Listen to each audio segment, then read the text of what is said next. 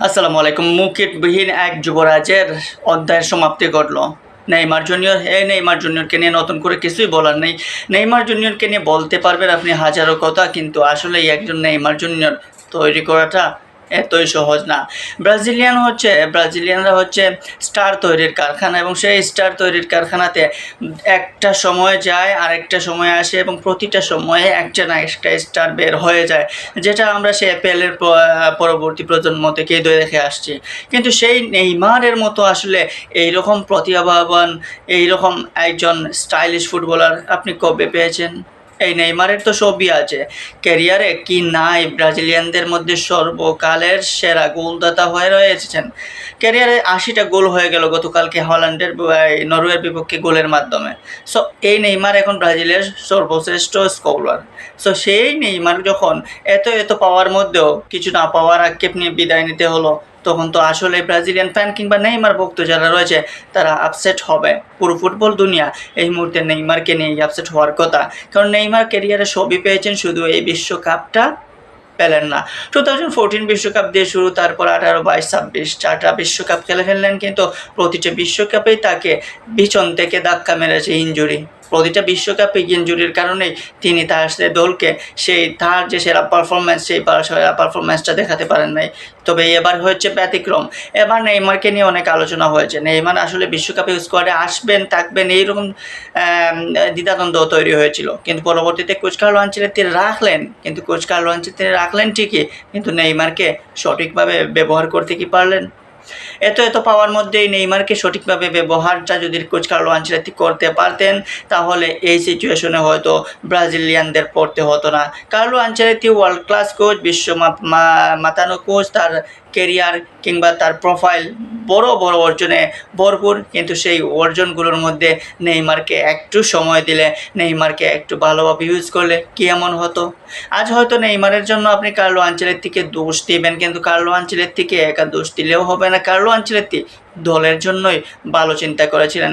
যদি Carlo Ancelotti কালকে নেইমারকে তুলতেন, হয়তো অন্যরকম একটা সিচুয়েশন হতে পারতো, কিন্তু নেইমার ছাড়াও তো ব্রাজিল ভালো কিছু সুযোগ তৈরি করেছিল। সেই সুযোগ যদি প্লেয়াররা কাজে লাগাতে না পারে, তাহলে সেটার দায়ভার তো আর কোচের দেওয়ার কথা না। আমরা দেখলাম যে বারবার কয়েকটা ইজিলি সুযোগ, যখন অ্যানরিকে মিস করলেন, যখন মার্টিনেলি একটা হেড মিস করলেন, ভিনিসিয়াস জুনিয়র বারবার একাই 100 হয়ে যাইতে চাইলেন, এইরকম অবস্থা যখন তৈরি হলো, তখন দল তো এমনিতেই পরাস্ত হবে। কিন্তু নেইমারের কি এজন্য কি আফসোস হয় না? এই নেইমারের জন্য, যে নেইমার তার এই বিশ্বকাপটার জন্য, যে নেইমার এই ব্রাজিল জাতীয় দলের জন্য কত শত ইনজুরি আক্রান্ত হয়ে নিজের জীবনের ঝুঁকি নিয়ে এই পর্যায়ে এসেছেন। কাল যখন এই 10-15 মিনিট খেললেন, শেষ পর্যন্ত ট্রাইব্রেকারে একটা গোলও দিলেন, কিন্তু ম্যাচ শেষে তার কান্নারত চোখ দেখে কি আপনার আফসোস হয়নি যে আসলে এই নেইমারের কিছু একটা পাওয়ার কথা ছিল, এই নেইমার আসলে কিছু একটা ডিজার্ভ করেন? কিন্তু ভাগ্যবিধাতা আসলে সবসময় যে সবাই পেয়ে যায় এরকম না। অনেক বড় তারকারা রয়েছেন যারা ফুটবল দুনিয়ায় রাজত্ব করেছেন, কিন্তু ট্রফি লেস দেখেছেন, বিশ্বকাপটা ছুঁয়ে দেখতে পারেন নাই। ক্রিস্টিয়ানো রোনালদোর কথাই ধরেন, ক্যারিয়ারের শুরু থেকে এখন পর্যন্ত বিশ্বকাপের জন্য অনেক ট্রাই করেছেন। হ্যাঁ, তার সান্ত্বনা স্বরূপ ইউরো কাপ চ্যাম্পিয়ন হয়েছেন, একটা ট্রফি রয়েছে, এবং এই বিশ্বকাপে এখনও সুযোগ রয়েছে। এরকম অনেক মহারথী রয়েছেন যাদের কথা আপনি চাইলেই ভুলতে পারবেন না, যে তারা ট্রফি জিতে নাই কিন্তু মানুষের মন জয় করেছে। বাট এই নেইমারটা আলাদা।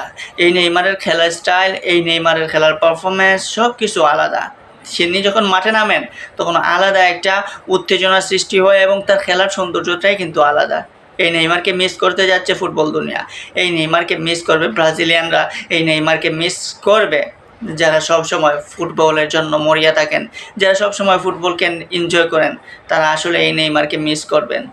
এখন অপেক্ষা করুন, দেখুন যে নেইমার তার ক্লাব ক্যারিয়ারটা কতটুকু এগিয়ে নিতে পারেন। জাতীয় দল থেকে অবসর নিলেন, এখন ক্লাব ক্যারিয়ার থেকে যদি অবসর নেন, তাহলে বুঝতে হবে যে একটা নক্ষত্র আকাশ থেকে ঝরে পড়লো, এই নক্ষত্রটাকে আর দেখা যাবে না এই ফুটবল মাঠে। যেখানেই থাকুক নেইমার ভালো থাকুক, সেটাই প্রত্যাশা করি, কিন্তু ব্রাজিলিয়ানদের কালকের হারটা, এই হারটা মেনে নেওয়া যায় না। যদি হারটা অন্যরকম না হয়ে, এইরকম না হয়ে জিততে পারতো দলটা, তাহলে হয়তো অন্যরকমই হতো, দেখতে ভালোই লাগতো। এই নেইমারকে যদি পর্যাপ্ত একটা সুযোগ কার্লো আনচেলত্তি দিতেন, তাহলে কি এমন হতো, হয়তো ম্যাচের মোড় ঘুরিয়ে দিতে পারতেন। যদি ব্রুনো গুমারেস গোলটা মিস করতেন না, তাহলে হয়তো লেখাটা অন্যভাবে লেখা যেত।